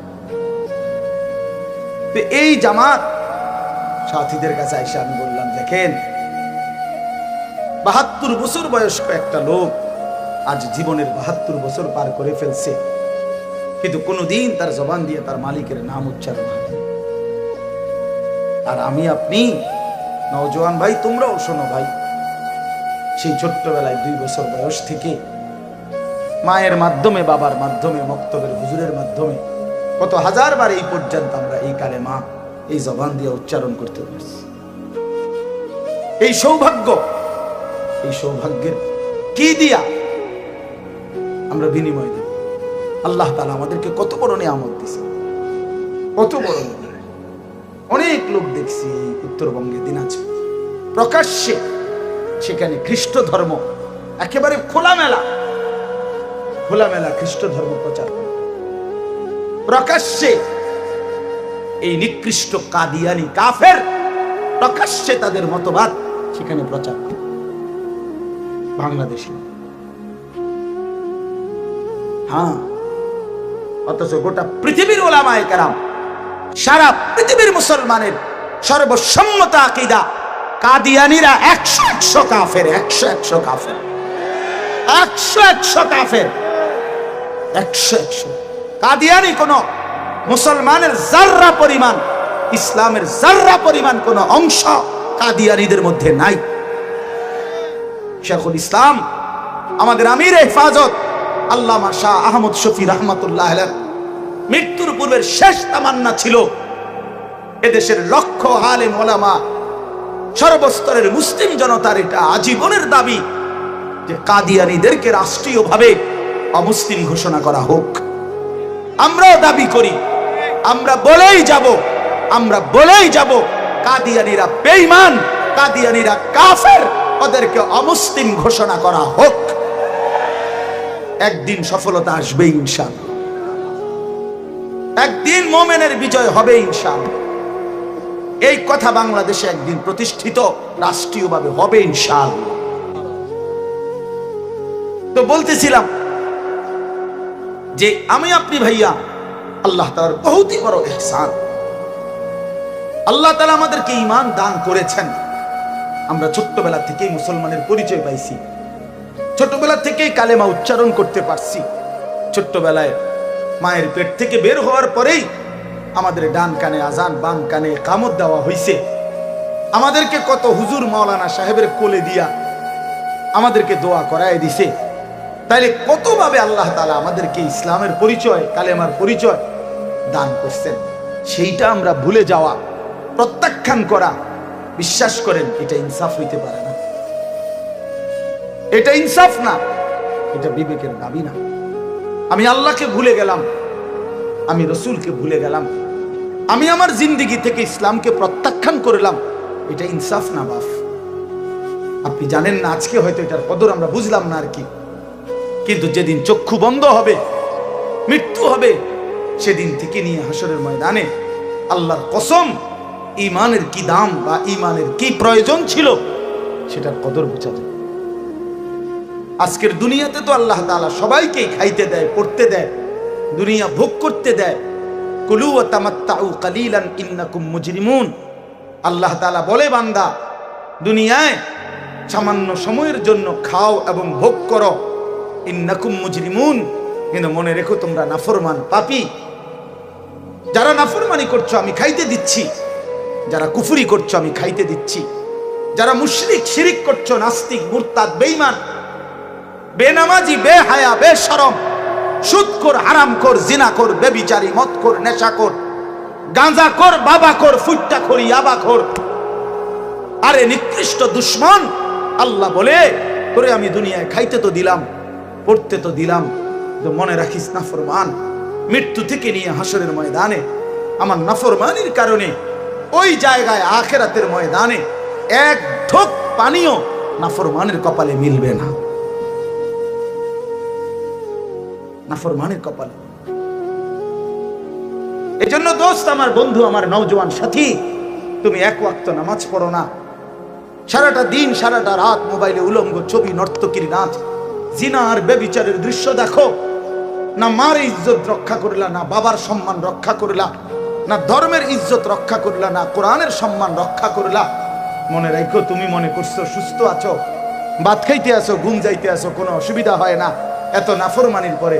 না রে বন্ধু, দুনিয়া আল্লাহ তাআলা এমনি খাওয়ায়, ডাকলেই খাওয়ায়, না ডাকলেও খাওয়ায়, সেজদা দিলেও খাওয়ায়, না সেজদা দিলেও খাওয়ায়।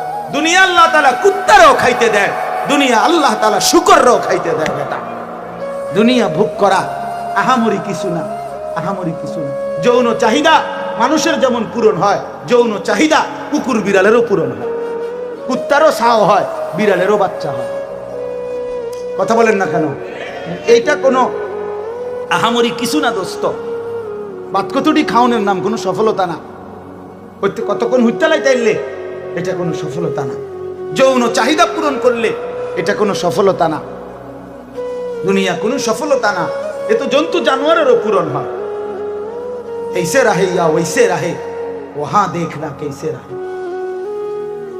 এখানে তো এমনি বা হেমনে রয়েই গেলা, কিন্তু দেখার বিষয় তো হলো ওয়াহা কেসা রাহে, সেখানে কেমনে থাকবা, কবরে কেমনে থাকবা, হাসরের ময়দানে কেমনে থাকবা, বেনামাজি সন্তান কেমনে জিন্দেগি কাটাইবা। এই জন্য আমি আপনাদের কাছে বলতে চাচ্ছি, মূল কথা এটাই, আল্লাহ তাআলা আমাদেরকে ঈমানের দৌলত দিয়েছেন, মুসলমানের পরিচয় দিয়েছেন, একটি শ্রেষ্ঠ কিতাব কোরআন দিয়েছেন, শ্রেষ্ঠতম রাসূল দিয়েছেন। আল্লাহ তাআলা শ্রেষ্ঠ মালিক, ইসলাম আমার শ্রেষ্ঠ ধর্ম, আমি নষ্ট হব কেন? আমার ভাই বুঝছেননি আমার কথা? আল্লাহ যার রব, নবী মুহাম্মদ সাল্লাল্লাহু আলাইহি সাল্লাম যার রাসূল, কোরআন যার কিতাব, ইসলাম যার ধর্ম, সে চরিত্রহীন হবে কেন? কিসের অভাবে আমরা নষ্ট হয়ে গেলাম? কিসের অভাবে বরবাদ হইলাম? চারটি সর্বশ্রেষ্ঠ নিয়ামত, আল্লাহ সর্বশ্রেষ্ঠ, নবী সাল্লাল্লাহু আলাইহি সাল্লাম সর্বশ্রেষ্ঠ, কোরআন সর্বশ্রেষ্ঠ, ইসলাম সর্বশ্রেষ্ঠ। চারটি সর্বশ্রেষ্ঠ নিয়ামত আমার আপনার কাছে থাকার পরেও আমি চরিত্রহীন হলাম কেন?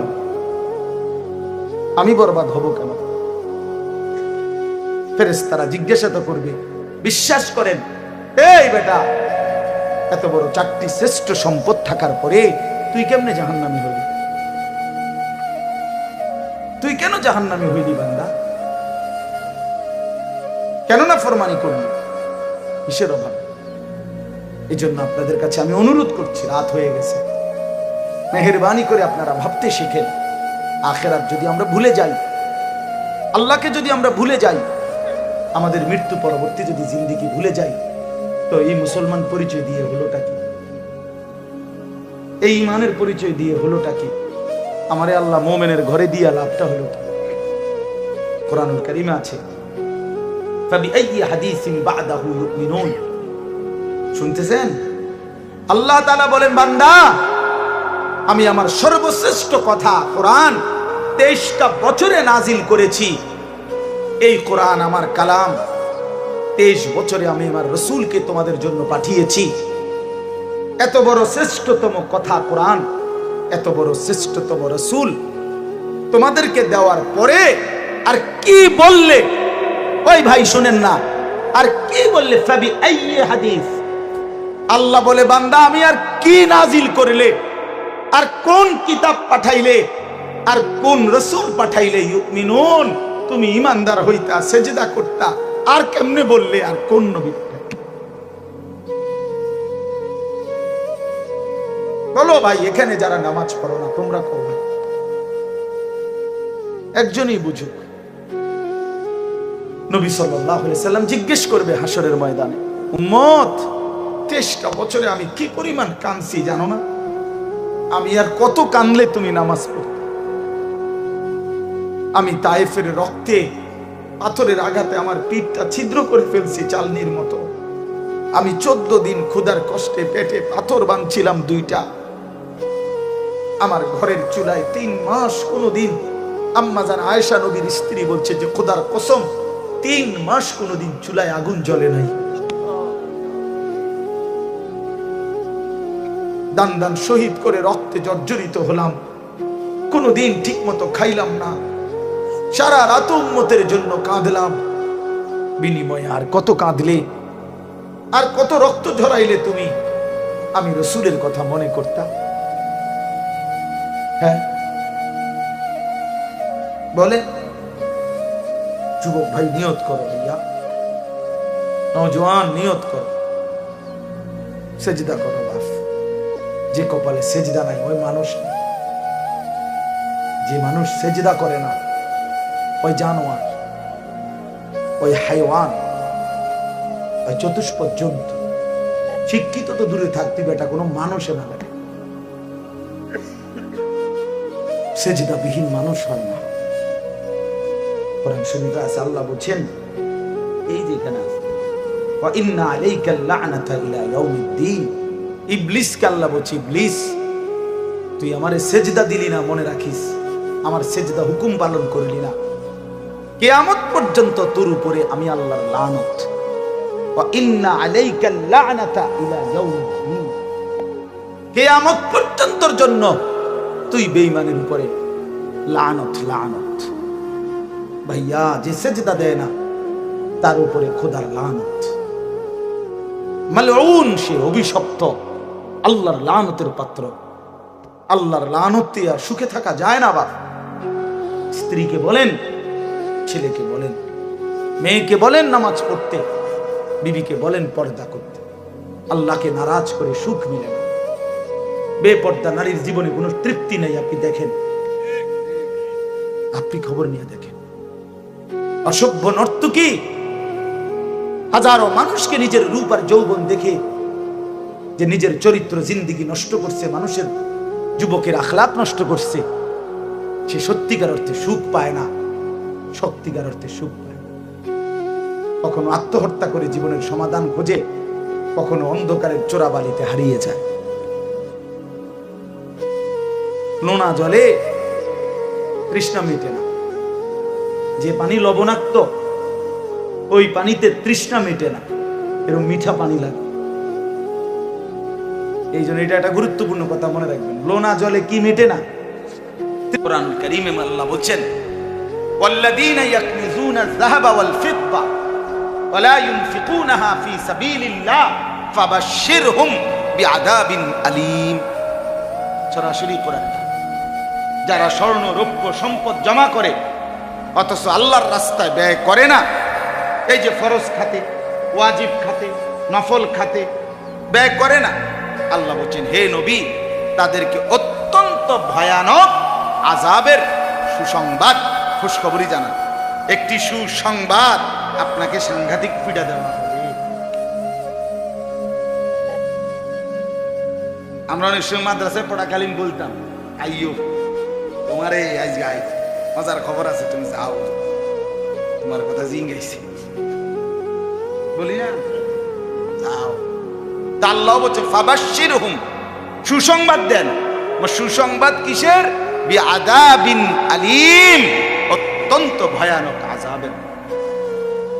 আল্লাহকে যদি বলেন আল্লাহ কেমন ফিডাটা ফিটবেন, একটু স্যাম্পল কইবেন, হালকা একটা যদি আইডিয়া দিতেন ফিডাটার ধরনটা কেমন, তো আল্লাহ বলে আচ্ছা তো ধরনটা একটু বলি। ইয়াউমা ইউহমা আলাইহা ফি নারি জাহান্নাম তোমার সম্পদগুলো জাহান্নামের আগুনের মধ্যে পোড়াইয়া গোল বানানো হবে, গোল ফুটবলের মতো বানাইয়া সেই ফুটবলের চাকা দিয়া, মানে সম্পদের গোল চাক্কাটা দিয়া আগুনে পুরানো, এটা দিয়া ফাতুকুয়া বিহা জিবাহুহুম ওয়া জুনুবুহুম ওয়া যুহুরুহুম, তোমার কপালে, কোমরে, পিঠে দাগ লাগানো হবে। কতক্ষণ? হাসরের মাঠে বিচার কাজ চলবে, যত হাসরের মাঠে বিচারের কাজ চলবে কতদিন জানে শুধু আল্লাহ। বাকি একদিন কতটুকু টাইম আল্লাহ বলছে 50,000 বছর।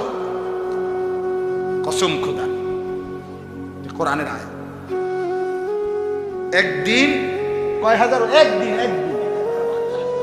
জি চাচা, 50,000 বছর। কোরআনের আয়াত। ফি ইয়াউমিন কানা মিকদারুহু 50,000 সানা। রব্বে করিম বলে হাসরের ময়দানের একদিন 50,000 বছর। এভাবে চলবে কতদিন বান্দা? আমি আল্লাহ ছাড়া কেউ জানে না।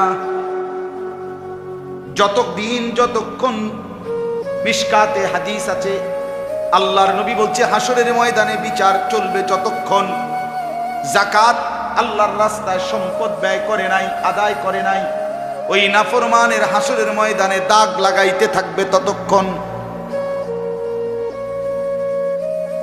কি ভাবছেন বাপ? এই জন্য আজকে শুধু এই বিষয়টা বলবো, নামাজ যেমন গুরুত্বপূর্ণ, তো যাকাত গুরুত্বপূর্ণ হলো না কেন? কথা বলেন নাকি? হ্যাঁ, ইসলামের খুঁটি না? হজ গুরুত্বপূর্ণ হলো না কেন? আমি যদি একটা মাসলা বলি, আপনার করে শুধু একটা মাসালা বলি, আপনারা কিন্তু শুধু মিলাইবেন। এরপর একটা টিস্যু বক্স আছে না, যে বক্সে বা ছোট্ট রেহালে, যে প্লাস্টিকের রেহাল, যদি দেখেন তো আসেনি, ওটা রাখতাম। একটা মাসালা বলি চাচা, আপনারা কদ্দুর শুনেন। কোন ব্যক্তির কাছে তার যে বসত বাড়ি যেটার মধ্যে থাকে, সবাই মিলাইয়েন, আপনারা সবাই তাকাইয়েন না, আমরা আমার দিকে দেখেন। কোন মুসলমানের তার যে বসত বাড়িটা যেটার মধ্যে সে থাকে, এইটা বাদে, হ্যাঁ মাশাআল্লাহ,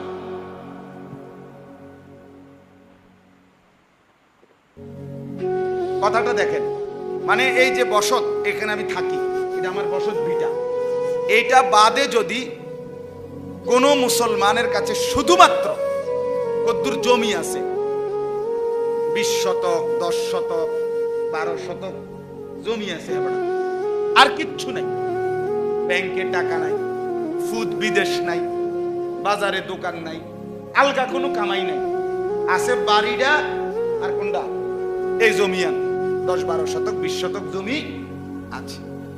এই জমিটার একাংশ, কিছু অংশ বিক্রি করলে 2 শতক, 3 শতক, 4 শতক, 5 শতক, মানে কিছু অংশ যদি বিক্রি করে, তাহলে তার সংসারের যে কয়জন সদস্য যা করে হে চালায়, ওই আপনি মাইয়া বিয়ে দিয়ে লাইছেন, এবারে হিসাব ধরলে হইতো না, ফুদ বিয়ে করে লাইছেন, হে কামাই করে, তার হিসাব ধরলে হবে না। আমার টাকা দিয়ে যাদের খরচ করি, এই কয়জন মানুষের আপনার মৌলিক খরচ, ওই যে ওষুধপত্র, বাজার, চাল, ডাল, তেল, সাবান, হ্যাঁ, বই খাতা, কাগজ কলম, গ্যাস, বিদ্যুৎ, পানির বিল ইত্যাদি, মনে করে এই যে মৌলিক খরচ, এগুলোর কয় কিনা এগুলো, এবং আল্লাহর রাস্তায় হজে যাওয়া, আল্লাহর ঘরে থাকা, আসা, এই হজের যেই খরচ, এই দুইটা ওই জমিটার একাংশ যদি বিক্রি করে তাহলে হবে।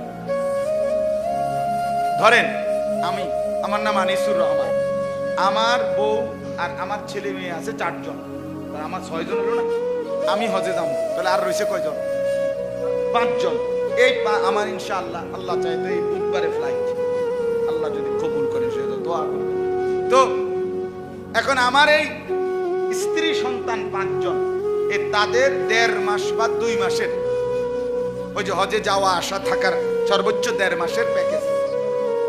তো এই সময়ে তাদের বাজার খরচ, মৌলিক খরচ, আচ্ছা ধরেন এই 1.5-2 মাসে একারে সর্বোচ্চ 2 লাখ টাকা, এত টাকা লাগবে বাজার সদায়, আচ্ছা ধরেন পালা করে খাইব নলে না নাই নাই দেখা 2 লাখ টাকা। আর হজের টাকা 7 লাখ। হজের টাকা কত ধরলাম 7 লাখ। কত হইল নয়, আরো 1 লাখ ধরে 10 লাখ। এই 10 লক্ষ টাকা ওই আমার এই 10 শতক 12 শতক জমির 3 শতক বেচলে 4 শতক বেচলে 3 লাখ টাকা করে শতক, 3 তিরিকা 9 লাখ। 3 শতক বেচলেই 9 লাখ টাকা হয় কিনা? কথা বলেন না কেন? অথবা আরেকটু ধরেন 4 শতক 5 শতক, মানে একাংশ বিক্রি করিলে হজের টাকা এবং আমার এই সংসারের খরচের টাকা এই কয়দিনের, সারা বছরের না, এই কয়দিনের হবে। এবং ফিরে আসার পরে ওই বাকি জমিটা দিয়া সংসারের খরচ চলবে। আমি আসার পরে আরো কদ্দুর জমি রয়েছে না আমার, ওইটা দিয়ে ইচ্ছা করলেই আমার কি চলবে? সংসারের খরচ চলবে। এই মুসলমানের যদি কসম খোদা আর কিচ্ছু নাই, শুধু এই জমিটা আছে যেটার একাংশ বিক্রি করিলে হজের টাকা সংসারের এই 1.5-2 মাসের টাকা খরচ হবে, আর বাকি জমিটা দিয়া আসার পরে সংসার চলবে, তাহলে শুধু এটুকু জমি থাকার কারণে ওই মুসলমানের উপরে হজ করা ফরজ ফরজ ফরজ। আপনি যদি বলেন নাই তো বিশ্বাস না হয়, আমি দেওবন্দের ফতুয়ার কিতাব আমাদের দেখাই।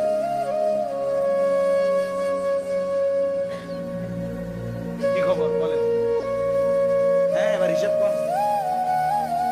আপনি যে বইয়া বইয়া কুমতান গেলাম হইলে মনে তো কয় আল্লাহর ঘরে তো কে না যাইতো চায়। তারা 3টা ফুট বিদেশ পাঠাইছি, তারারে যদি খোদাই লো আইতো, তারা যদি কোগা টাকা পয়সা দিত, তাহলে গেলাম হইলে যাইতাম। তো মনে কয় অনুসুর মাইয়াকে বিয়া দিছি না, আলাপ করেন এদিকে। আপনার খামখেয়ালিটা ফরজ ইবাদত না। কথা বলেন না কেন? এটা কি খামখেয়ালি চাচা? আপনার মাইয়ার বিয়া, মাইয়া বললাম না, বুঝছেন না? মানে যদি একাংশ অর্থাৎ যদি এমন হয় যে আমার এই 9 লাখ টাকা ব্যবস্থা করতে পুরা জমিটা বেচতে হইব, কথা বুঝছেন? তাইলে হবে না। ও আমি তো এটা ভাঙ্গেই কইলাম, বুঝছেন চাচা? আবার ঠিক আছে, উনি জিজ্ঞাসা যে আইয়া খাইব কি, এটাই তো বললাম। যদি এটুকু জমি হয় যেটুকুর এক অংশ বিক্রি করলে হজের টাকা হয়, খরচের টাকা হয়, আর বাকিটা দিয়া আইলে কি চলবে? সংসার চলবে। তাহলে এরকম মুসলমান এই সমাজে 20 শতক 30 শতক 40 শতক ওয়ালা জমি মানুষ নাই। কথা বলেন না কেন? না না, এগুলা কক আপনি কোন আসেনি এমন তো 5 শতক বেচলে হজের টাকা হয়, তো বাকি জমি খান দিয়া সংসার চলবে না তো? হ্যাঁ, কোন চলবে?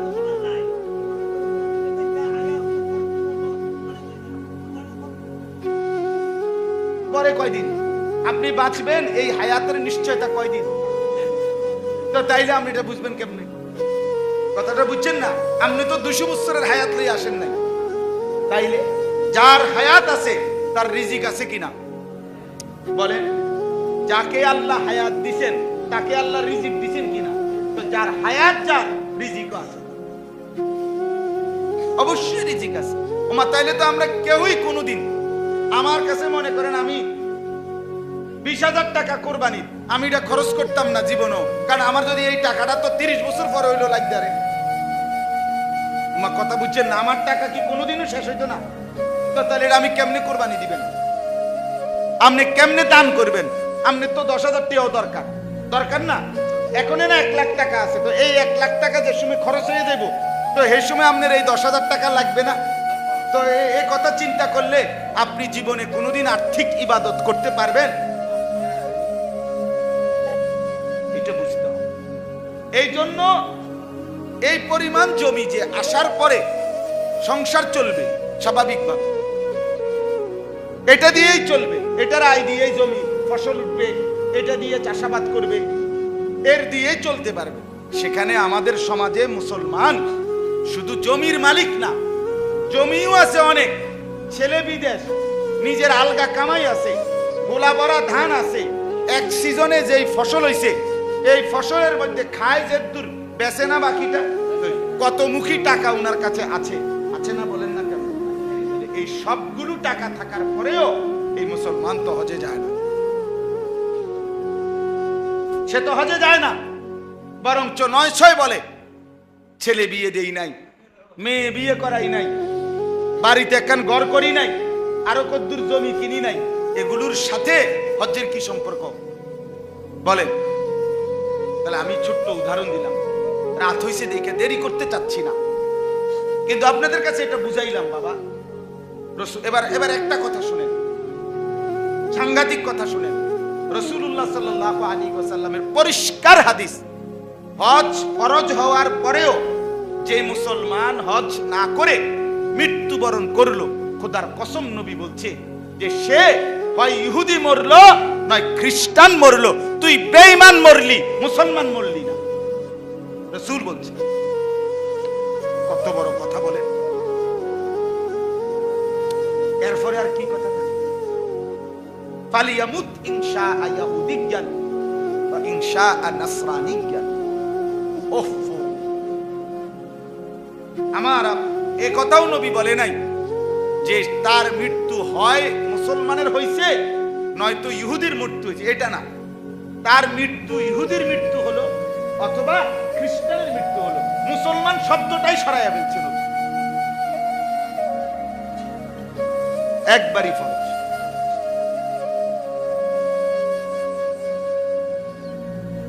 না না একবারই তো, একবারের কথাই তো বলতেছি, একবারে তো টোয়া পাইতেছি না আমরা, করুন না, একবারই তো যাইতে চাচ্ছে না। প্রশ্ন তো একবার নিয়েই প্রশ্ন, একবার যাওয়ার জন্যই বলা হচ্ছে। তাইলে বলেন, এই জন্য বললাম বাপ, আমাদের মধ্যে খামখেয়ালি সীমায়। আমি প্রথমে এই জন্য কথাটা শুরু করলাম যে যাকাত, কোরবানি, হজ, এই তিনটার সাথে যেহেতু টাকার সম্পর্ক, এই জন্য ইচ্ছা করে মাথা নোয়া রাখে। এটা বুঝতেই চায় না, এটা শিখতেই চায় না, জানতেই চায় না, বুঝেন না? সর্বোচ্চ ফেতরার টাকাটা জিঙ্গা, যাকাতের হিসাব দিগা। রমজান মাসে ফেতরা কত আইছে তোর? বাপরে, আওয়াজে মনে হয় আমরা এত বড় দানশীল উড়ে এলাই সোজা কথা। একবারে মসজিদের বারিন্দার থেকে চিৎকার দিয়া কয়, ইমাম সাহেব হুজুর, হুজুর ফেতরা কত কইয়েন, মাইকে কইয়া দিয়েন। হ্যাঁ, উনি জানে 100-150 টাকা, 100 টাকার বেশি উঠতো না। মানুষ 27 জন, 2700 টাকা, এটা যদি চিৎকার দিয়েও দেই, মাইক দিয়েও দেই, পোস্টার লাগাইও দেই, অসুবিধা কি? তার টাকা 2700, মাইকিং করে দিলেই কি যাকাত? রাসূলুল্লাহ সাল্লাল্লাহু আলাইহি ওয়াসাল্লাম বলেন যে যাকাত আদায় করে না, কসম খোদার, নবীজি বলছেন কিয়ামতের দিন আরেকটা শাস্তি হবে তার। সেটা কি? মুসসিলা মালুহু শুজাআন আকরা, তার এই মালগুলোকে অত্যন্ত বিষধর কালো সাপ, যেটা টাক মাথাওয়ালা, বিষের কারণে যার মাথার চুল নাই, এরকম টাক মাথা বিশিষ্ট বিষধর সাপের আকৃতি দিয়া তাকে পেঁচাইয়া তার 2 গালের মধ্যে ওই সাপ ঠোকরাইতে থাকবে আর বলবে, আনা মালুকা আনা কানজুকা, আমি তোর জমানো মাল, আমি তোর জমানো সম্পদ।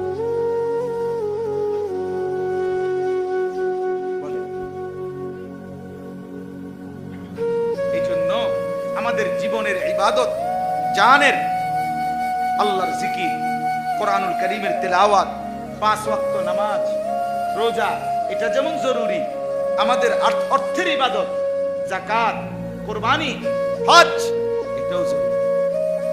এটা ফরজ ওয়াজিব, এটা নফল না। আপনি মন চাইলে এটা আওয়াবিন নামাজ, যাকাত মানে আওয়াবিন, হজ মানে তাহাজ্জুদ, নফল ইবাদত, যে আপনার করলে অনেক সওয়াব, না করলে সমস্যা নেই, কেমন? জি না, এটা ফরজ। আমি খুব এটাই বুঝাইতে চাই, আমাদের এটা গুরুত্ব আমরা বুঝতেই চাই, বুঝার মানসিকতাই নেই, আগ্রহী নাই এটা, অথচ এর মধ্যে সাংঘাতিক। আচ্ছা, কুরবানি, রাসূলুল্লাহ সাল্লাল্লাহু আলাইহি ওয়াসাল্লাম বলেন, মান কানা লাহু সাআতুন ওয়া লাম ইউদাহি ফালা ইয়াকরুবান্না মুসাল্লানা।